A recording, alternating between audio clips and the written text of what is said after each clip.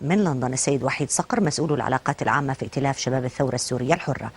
أهلا بكم جميعا، وأبدأ معك سيد وحيد صقر. هل هناك إجابة شافية ووافية على ما يتم الحديث عنه، عن هذا التردد للأقليات في سوريا أن تكون مشاركة بالمستوى الشعبي؟ نحن نعرف أنه في قيادات، يعني لا يمكن القول أنه لا يوجد مسيحيين ولا علوية ولا دروز موجودين في الثورة، موجودون كقيادات وكأسماء، لكنهم على المستوى الشعبي يعني تحركهم يوصف بأنه تحرك متردد.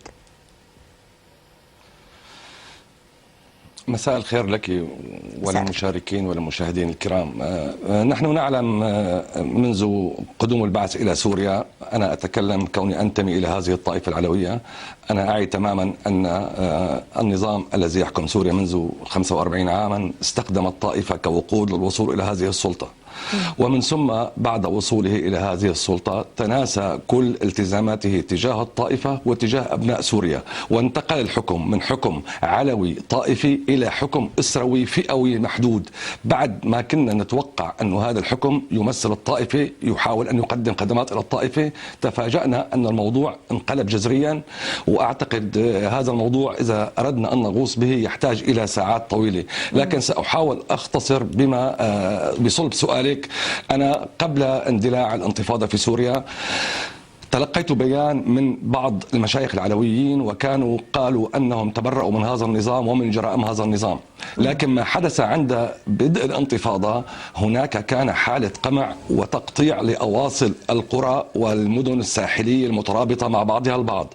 أضيفي إلى ذلك بعد الشهر الأول والشهر الثاني، لنكن صادقين مع أنفسنا وصادقين مع المشاهدين الذين يسمعون الآن، هناك خطاب إلى حد ما من بعض الشخصيات الدينية أنا ترك أثر سلبي جدا في الطائفة العلوية. هناك بعض الخطابات أكدت بطريقة أو بأخرى عبر بعض الفضائيات اسبوا نساء العلويين، اقتلوا العلويين، اهتكوا أعراضهم، اهتكوا كذا. هذا الكلام قيل من أكثر من فضائية، حتى أحد المشايخ المعروفين قال سنفرمهم فرما.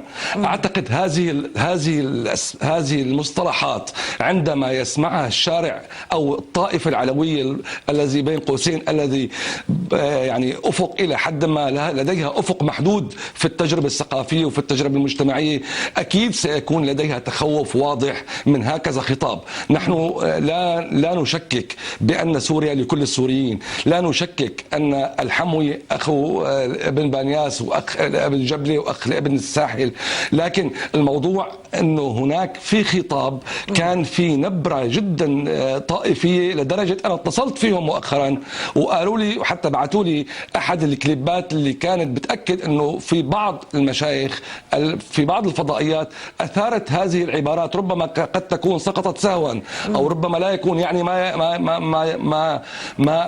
ما بعد الكلمة، رغم أنني حاولت التواصل مع مصدر هذه الكلمات لم أتمكن من التواصل مع الذي تبنى هذا التصريح، رغم أنني على تواصل مع أهل حماة وأنا أعتز بهم عندما كتبوا كلنا كنا علويون ولا سوريون بعد سقوط النظام، العلويون لهم ما لنا وعليهم ما علينا، ولا تخوف من بعد سقوط النظام. أنا لا أشكك بوطنية أحد، لكن أتفهم وجهة النظر هذه، والكثيرون ربما يتفهمونها.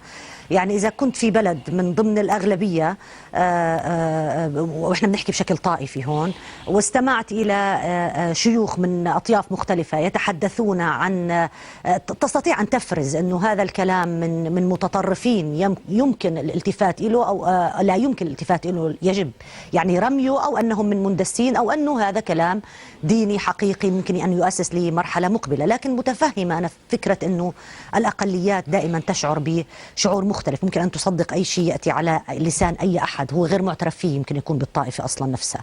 سأعود إليك سيد وحيد صقر. دكتور برهان غليون.